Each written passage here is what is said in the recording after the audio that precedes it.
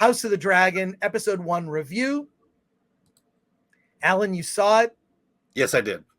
Before I launch in, I Okay. want to hear your thoughts first. Okay, so just for background, I have never seen Game of Thrones.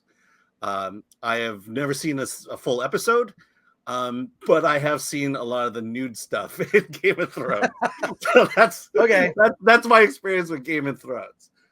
So I know nothing. I know absolutely nothing. I couldn't even tell you the Westeros. I guess that's where they're at. I don't know. Westeros. Okay. So having said that, you know, it's weird, but it's like the reason I like it is because it's better than the rest of the stuff that's out there now. But I'm not wowed by it. I'm not overwhelmed by it. I'm not finding anything really great about it. But you know, I will say solid storytelling, solid action. I love the boundaries they're pushing in terms of violence, and maybe that was all. I'm pretty sure that was always there.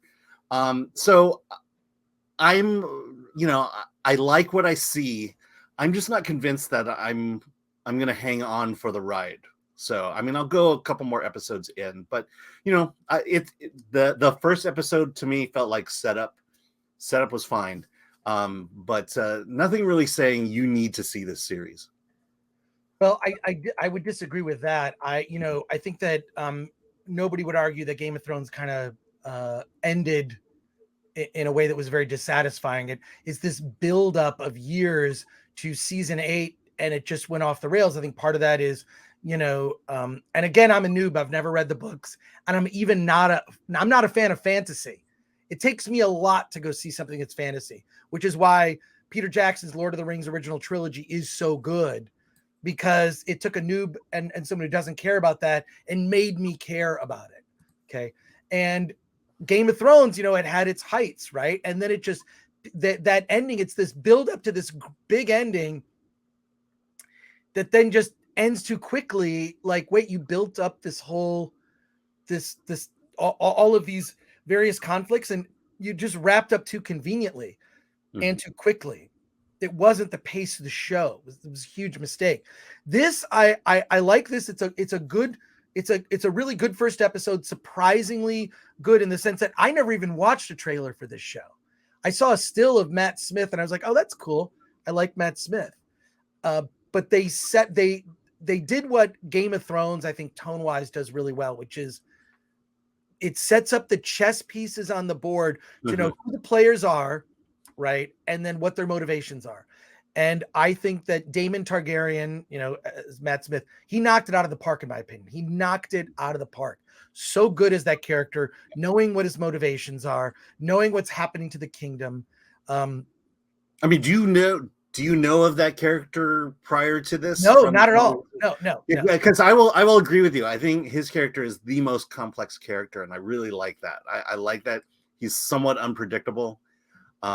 Because a lot of the setup is somewhat predictable as well. I mean, I'm kind of seeing things coming, but I do like that character, and he does throw the show off balance in a good way. I love it. I love what he did to the show. You can see where the chess pieces are being laid and the conflicts. And then also it's also sex. There's a bunch of sex in the show. Unexpected. And it includes Matt Smith. So there you are. And in addition to that, so there's sort of raunchy sex, which is it's what HBO became known for ultimately. But also like it's shocking, gruesome violence. And if you haven't seen it, you know what I'm talking about. It's a scene that happens near the end, or the third act, and it's shocking. It's freaking shocking. And can I just say this? Well, the middle scene was pretty shocking too. True. I mean, and also like there's some really great spectacle. They've gotten very good at this. The tournament, the tournament scene where they're battling and Daemon is in that conflict. Like that was great. I don't get it. Why would you gather all your great warriors and kill half of them off? Right. No, I love it. If I were defending a kingdom, why would I do that? I'm hooked. It's episode 1. It didn't feel overtly woke, although I would say that that George R.R. Martin he includes strong women. Strong women are a part of it. They're a part of his work, and I think we're going to see that come to fruition in this series for sure. They've sort of set the stage for that, right? The thing that always ends up turning me off though is like whenever they talk to the actors. Whenever they talk to the actors and the actors are like, I'm changing the world by playing a part and pretending in a TV show. It's like, no, you're not really. So what can you say? But I really enjoyed it. I'm in for the ride, and I saw a really interesting, I think it was an Instagram post where they showed this apartment building. I think it was in New York, and every TV was on House of the Dragon. So I like where this is going. There are 10 episodes, I believe, and I'm excited for it. And I will continue to watch it. We'll probably do a check-in. I don't know that we'll be doing like week-to-week coverage, but definitely I think this is significant because movie theaters don't have a lot of good films coming out in the next several months. I think Black Adam is the next big October release. 21st, Black Adam, unless you count Halloween. But I think that's going to be on Paramount Plus or Peacock as well. Yeah, Halloween is going to come out day and date on Peacock and in theaters. It's so stupid. Yeah. It's so stupid. Well, they did that with Firestarter as well. Let's go to some comments, and thank you, Glenn. Thank you, Glenn. Glenn's taking care of me. He's taking care of both of us. Glenuccio, remember that channel.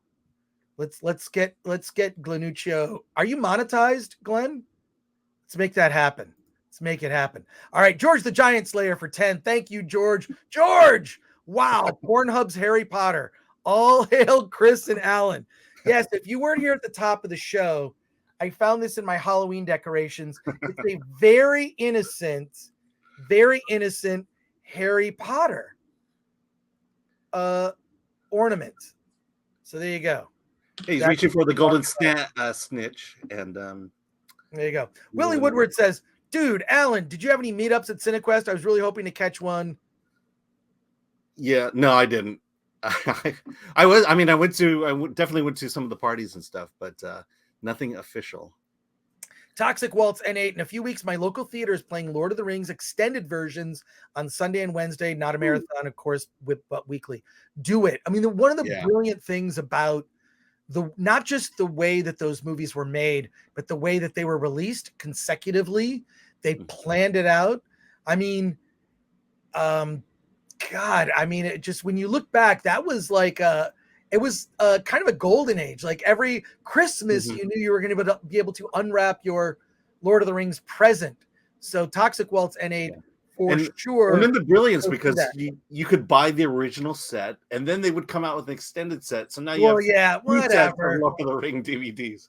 I have the extended. Luther Talbert's a member for 5. One of my favorite hero moments is when Rel the Cyclops comes to help his friends, knowing what his fate will be in Krull. Yeah, true. I could do a whole stream on Krull. I really want a glaive. A glaive is what I'm looking for.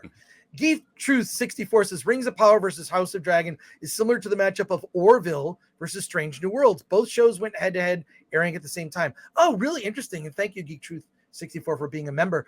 Yeah, like head to head. I mean, I'll pick the Orville over Strange New Worlds, and I think House of the Dragon, what I've seen so far looks good. I haven't seen anything, and I saw no trailers for House of the Dragon. So Rings of Power is just, I mean, it looks kind of embarrassing.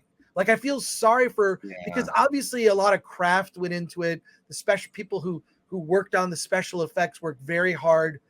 And it just seems misguided.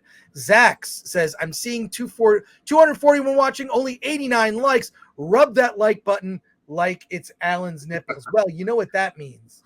That means my nipples look like milk duds. No, sorry, that was the wrong one. It's this one.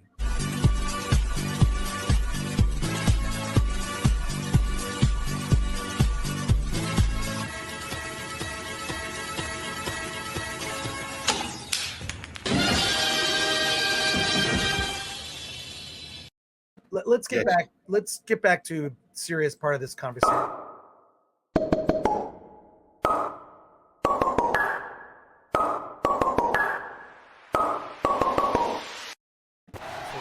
Let's so look, I'm gonna keep watching it. I was intrigued enough. I had no expectations to watch. I mean, I kind of saw that it was like people were talking about it on social media. It's like, oh, that's today. I'll check it out. Sat down and watched it and was unexpectedly, it was an unexpected surprise. And again, I think Matt Smith is the best part. Alan, any final thoughts on this before we move on? I mean, I'll give it a few more episodes and see where we go. Like I said, I don't know anything, so I don't understand the importance of this particular house. But I like dragons, so there you go.